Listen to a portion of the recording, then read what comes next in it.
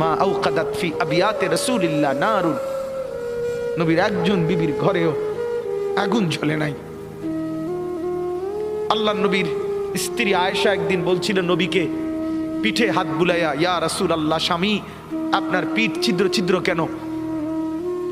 পুরা পিঠ চালনির মতো ছিদ্র ছিদ্র কেন? আপনার কি ছোটবেলায় বসন্ত রোগ হয়েছিল, গোটা হয়েছিল?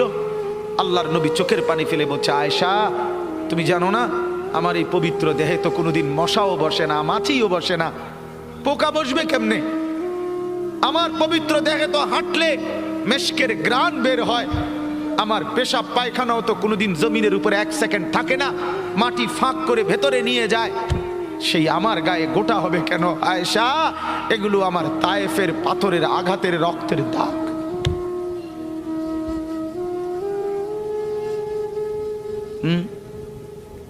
বলো না বাপ, কিছুই মনে হইল না? এভাবে ভুলে গেলেন? ভুলে গেলেন রাসূলুল্লাহ সাল্লাল্লাহু আলাইহি সাল্লামকে একবারও মনে হলো না? আল্লাহকে ভালোবাসেন, নবীকে ভালোবাসেন, আখিরাত চিনেন? এই বাপ, আমি আপনাদের সন্তান, আমার বাবা আপনাদের মহল্লায় 43 বছর এই বড় মসজিদের ইমাম ছিলেন, একদিন 2 দিন না।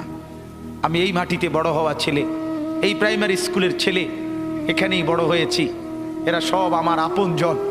আমি আমার আপনজনদেরকে শক্ত করে বললাম, আমি যদি কারো ভাতিজা হই আপনি আমার চাচা, আমি চাই আমার চাচা যেন হয় জান্নাতি। আমি যদি কারো নাতি হই আপনি আমার দাদা, আমি চাই আমার দাদা যেন হয় জান্নাতি। আমি যদি কারো ভাই হই, বন্ধু, তো আমি চাই ভাই 2 ভাই মিলে একসাথে হই জান্নাতি। আল্লাহ তোমাকেও তৌফিক দেন, আমাকেও তৌফিক দেন। দোয়া করি বাপ, দোয়াও চাই।